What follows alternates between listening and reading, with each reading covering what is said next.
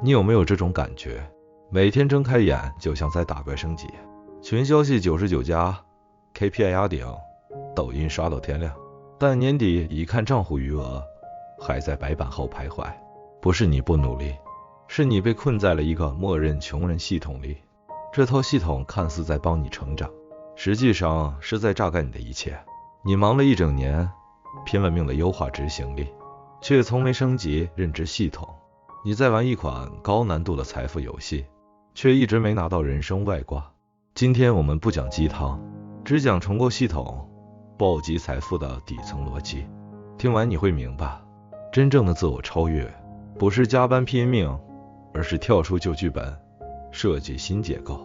第一章，你以为的成长，其实是被打工系统驯化的过程。这套系统从小就开始为你认知毒药，考高分等于好前途。真相是，内卷最狠的永远不是老板，而是系统背后的那只看不见的手。努力等于成功，错，努力从来只是最低级的财富杠杆。努力不一定失败，但未必能让你赢。听话，守规矩，别出头，这不是教育你成长，而是在驯化你成为完美的齿轮人。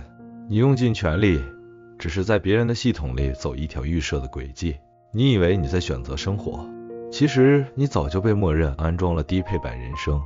你拼尽全力，不过是在别人的系统里跑龙套。真正的觉醒不是更努力，而是识别系统，跳脱结构，重构命运。你开始意识到，曾经那个每天早八晚五的日常，背后隐含着的是一个牢笼式的财富结构。系统设计者早就给你设下了这些固定模式，只有破除这些限制，才能迎接真正的自由。第二章，财富不是你赚的，是系统给的。很多人以为，只要我够勤奋，就能逆袭，但真相是，穷人靠努力，富人靠设计。穷人用命换钱，富人用结构印钞。你上班，他开公司；你赚钱，他做系统；你干一年，他拿分红。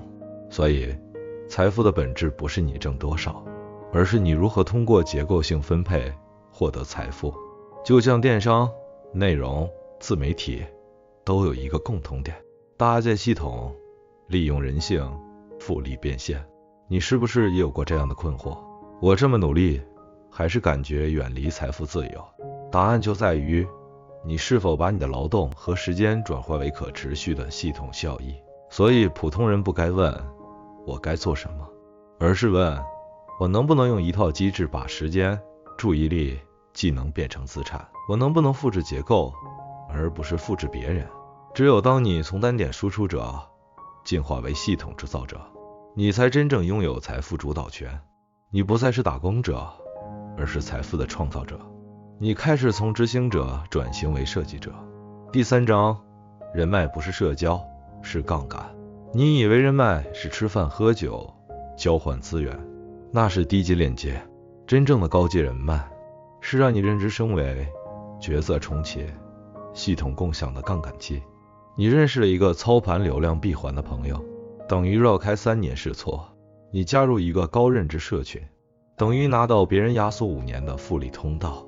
你有一个敢于挑战你思维局限的伙伴，等于给你一面镜子加一个未来坐标。人脉的真正意义并不是你从中获得什么，而是你通过连接与共享，获得了更多资源、知识和机会的闭环。别再费劲巴拉的拓展人脉，你要构建关系飞轮，打造角色闭环。你周围的人决定了你的视野和思维，进而决定了你的财富结构。记住一句话，人脉不是资源的交换，是系统的嫁接。第4章，觉醒不是逃离生活，是重构你的人生系统。你想要的自由、财富、身份感，不是靠一夜暴富实现的，而是靠拆掉旧系统加构建新模型，加驱动复利飞轮达成的。什么是你的新系统？有输入结构、学习机制、定向吸收高质量认知；有产出结构、表达机制、建立影响力、人格资产；有变现结构、交易机制，将能力、信任变成现金流；有社交结构、关系机制，与强者协同，共享路径。有情绪系统内在机制，不被环境打乱节奏。你要打造一个全方位运作的个人系统。5大系统同时运作时，你会发现，你不仅仅是在挣钱，而是在为自己的未来打下坚实的基础。你在不断积累认知、资源、信任和能力，每一项都能转化为价值。